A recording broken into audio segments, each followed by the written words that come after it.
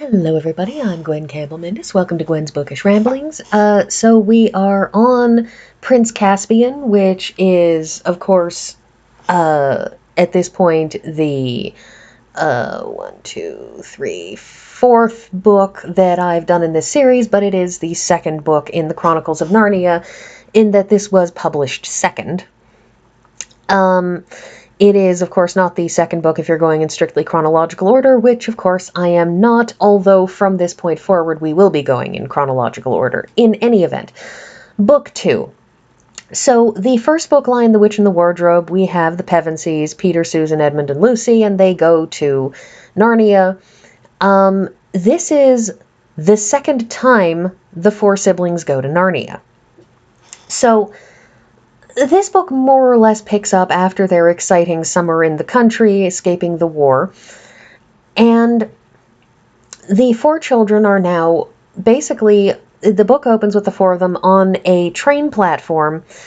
Oh wait, yes, I should probably show you because this is of course the ugly cover, which is showing King Miraz, the usurper King Miraz, and High King Peter, who is, a teenager again, so it's kind of a really problematically unbalanced fight. But anyways, and here is the cover that, the front and back cover of the book that the version publication that I grew up reading, which is, of course, far, far better looking, far more evocative, and shows the titular Prince Caspian on his horse Destrier, which is a terrible name for a horse, because Destriers are a type of horse, so he's done that thing where you say, my horse's name is Horse, and it's kind of like that moment in Dragonheart when what's-his-name decides to tell the Sean Connery dragon that I think I'm going to name you Draco, and the dragon is like, well, what is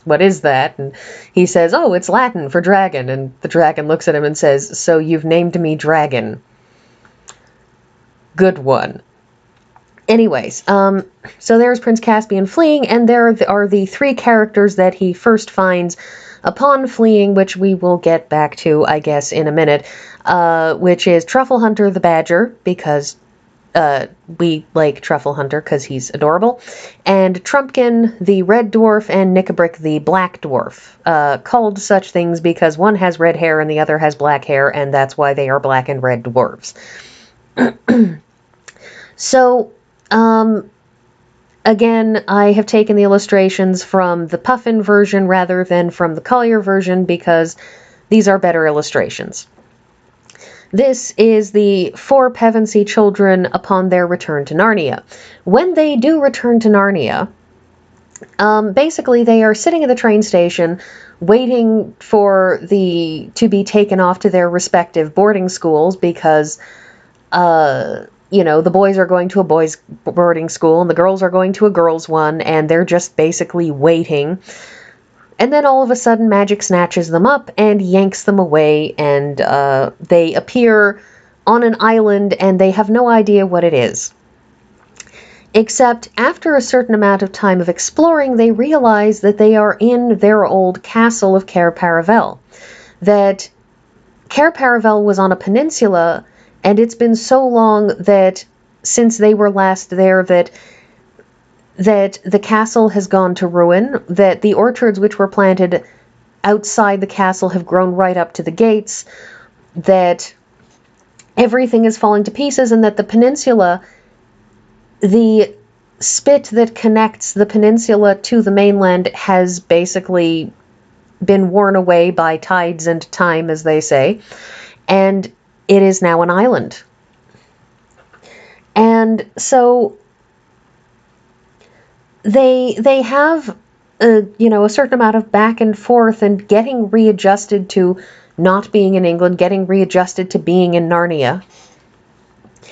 And again, I really, really love the illustrations in these books because they're just these lovely, detailed pieces of work. But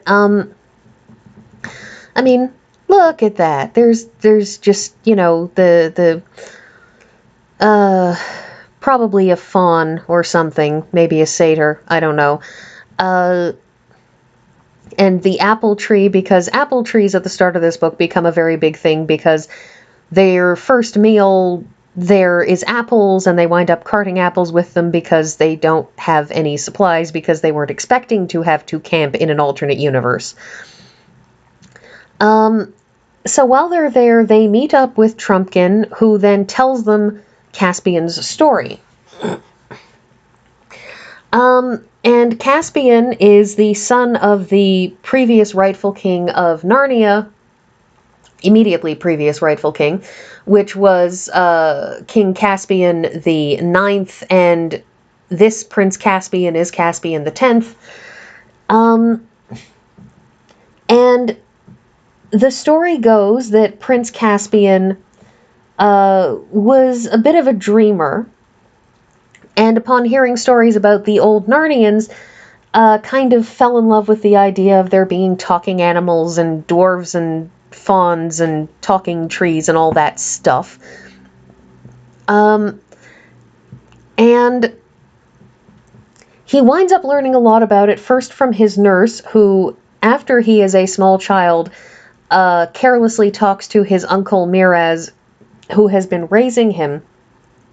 After he carelessly talks to Uncle Miraz about it, the nurse gets sent away and a tutor gets called in, but it turns out the tutor is half dwarf, and so he still gets his education in old Narnia. He also gets, the usual royal education in dancing and etiquette and some history and other stuff like that, as royals do in these books.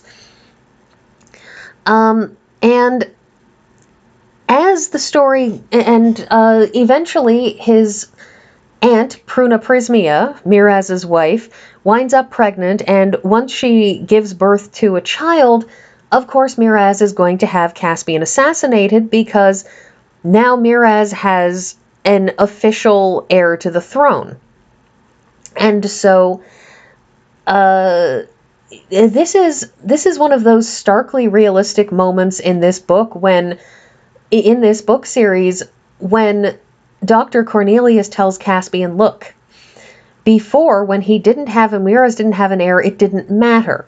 He was the would-be king, and when he died, you would have inherited, but now that he has an heir, he wants his son to take over the country. And so Caspian has to run, and he runs, and he was supposed to run to King Nain of Archenland, the old Narnian ally to the south, but instead he winds up running straight into the old Narnians, and they gather together and form an army and basically wind up getting into a war with the Telmarines, with Caspian's people, who basically want to eliminate the last traces of the old Narnians. And it is into this mess that Peter, Susan, Edmund, and Lucy appear. And they have various adventures catching up to Caspian. Interestingly, the help that they bring is limited. The help that they bring turns out to almost be an extra pair of swords in an ugly scene where Nickabrick is deciding he's going to try to bring back the White Witch because somehow he thinks eternal winter is a good thing. He's kind of one of those people who's latched onto the idea that the White Witch was good for dwarves and maybe not for other people, but he doesn't care about other people, and has kind of ignored the fact that there are other issues with the White Witch, like the eternal winter and no Christmas thing. And while the issue of Christmas is relatively minimal, in a grand sort of way scheme of things, because you can always exchange presents and decorate stuff anyways, it's nonetheless, sort of the point that she keeps away all of the joy and happiness as well as good weather.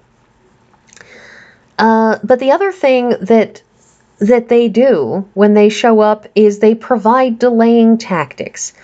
And those delaying tactics are this single combat here illustrated, where basically it's one of those very medieval style bouts of honor things, where if one king or one leader challenges another to single combat, everything has to stop, because the formalities must be observed. And so when High King Peter challenges erstwhile King Miraz to, to what is in effect a sort of a trial by combat, where, the winner takes all or whatever, it functions effectively just holding everything off until Aslan finishes collecting everything and setting all the things to right to bring this mess to a close. And I will say this runs in very, very sharp contrast to the most recent film that had come out in the early 2000s, when they had decided to start trying to put the Chronicles of Narnia into film again, and that kind of pooped out after the next book in the series, Voyages of the Dawn Treader, and they never finished it. But their version of Prince Caspian had a much, much angrier Peter, and I think that they were trying for realism, but they lost one of the charms of this book, which is the quiet confidence that these kids bring to it, that there isn't this desperate striving anger. There are issues of belief and faith, that they have their problems with bringing themselves to have faith in Aslan, which is never a problem Lucy has, that Lucy is always able to see Aslan because she never loses her faith in him, and that's sort of one of the ongoing characteristics of Lucy's character throughout all the books in the series that she's in. But